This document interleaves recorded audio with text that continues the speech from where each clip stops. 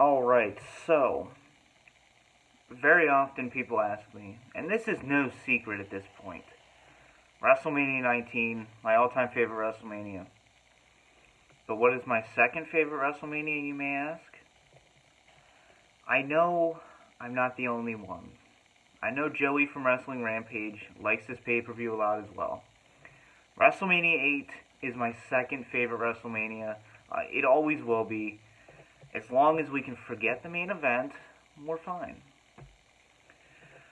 So, we were at the Hoosier Dome, which was a really nice stadium. I really like that place. Just the presentation was beautiful. I love the little neon entranceway we had. The little curve going down the ramp. Well, ramp. But, yeah, this was just a very unique WrestleMania when it comes to presentation. And, I like that. In the opening match, we had Shawn Michaels versus Tito Santana in a very good singles match. It went over 10.5 minutes. And, these are both legends right here. So, I think it's not quite as good as Shawn Michaels' WrestleMania 9 match, but it's definitely up there. It's just shorter, basically. They're very similar matches when it comes to structure, but very good opening. To me, this is what an opener should always be. A solid singles match. Next, we had one of my all-time favorites, Jake Roberts, versus The Undertaker in the second match in the streak. And this went 6 minutes and 36 seconds. And this is the only time these guys actually had a match together, televised at least. And sort of a dream match for me, because, Jake Roberts is one of my all-time favorites. And then you have The Undertaker, when my favorite period of The Undertaker was those very early years. You had a beautiful tombstone on the outside. I believe Jake Roberts got fired after this. My only complaint is I'd like to see the match go on longer. Because this is like a dream match for me. So it's kind of disappointing in that regard. But still, it is what it is. It's decent. But there's only so much you can do in that amount of time. And then we have my all-time favorite Intercontinental title match. Bret the Hitman Hart versus Roddy Piper for the Intercontinental Championship. Just ignore the dog barking in the background. Just ignore that. Bret Hart versus Roddy Piper. This match was epic. 13 minutes and 51 seconds. And, this is one of those matches I can go back and watch and just never get bored of. You had Bret Hart blading. There was a lot of blading on this pay-per-view. And this was at a time when Vince did not like blading. So, yeah, people got in trouble.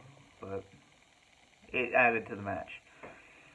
And you have the beautiful scene with Roddy Piper holding the ring bell.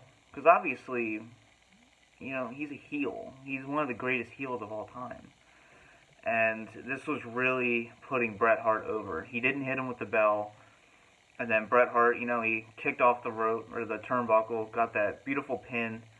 And, this put Bret Hart over. And in my opinion, this is what really, I don't want to say made him a star, but it really elevated him.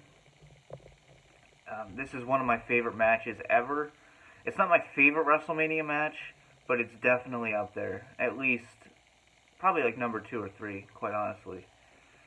And then we had Big Boss Man, Jim Duggan, Sergeant Slaughter, and Virgil versus the Mountie, the Nasty Boys. I cannot talk today. The Nasty Boys, Jesus Christ. Brian Knobbs and Jerry Sags, of course, and the Repo Man. Just being thrown in there. 8-man tag match. This is one of those matches I feel like they're just kind of throwing people in there. Get them on the card. It only went 6 minutes and 33 seconds. Really not much to say about this, quite honestly. It's an 8-man tag match at WrestleMania. Putting the baby faces over. So, you know, it's not like it brings the card down, it just makes it feel a little more generic. And then we had another one of those matches I can watch over and over again. Randy Savage with Miss Elizabeth versus Ric Flair with Mr. Perfect.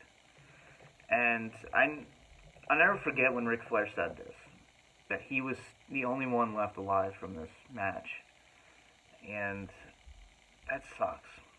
It really does, because these are 4 legends. And yes, Miss Elizabeth is a legend. So, I don't know, man. Macho Man and Miss Elizabeth, just that pairing for me, I don't know, it's just so special. Like, it is a pairing that means so much to me, whether that's growing up or just the magic moments they created together, like WrestleMania 7 or SummerSlam 91 or WrestleMania 8 for that matter. And I did like the storyline going into this. It's cheesy, but it's still cool. Come on. And this match, you know, we had Ric Flair blading. When isn't Ric Flair blading, quite honestly, though? So, this was for the WWF World Heavyweight Championship. And this was just epic, once again. Just such an iconic match. And I will say this is my favorite world title match out of any WrestleMania. It may not be the greatest, but it's my personal favorite. So, this is just beautiful. You know, it's not like 5 stars or anything. You know, if I were to rate it, I'd give it like a solid 4. 4 and a quarter, even. This is just such a great match. And then we had Tatanka defeating Rick Martel, 4 minutes and 33 seconds. Really not much to say about this one either. We had a lot of filler matches in here in between. You know, then we had the Natural Disasters versus Money Inc. That was by countout. That one went 8 minutes and 38 seconds. So you can see there's not really much to talk about with these matches here. Owen Hart defeating Skinner in 1 minute and 36 seconds. It's cool to see, you know, Owen Hart put over, though, in the match before the main event. And you know, my biggest problem with this pay-per-view is just Ric Flair and Randy Savage should have been the main event. That was a great moment. You know, you had the pyro going off. It was more of like a sparkler machine, but still pyro back then. It's not something you'd see very often back then. That's the logical closing point of this pay-per-view, and it's just frustrating.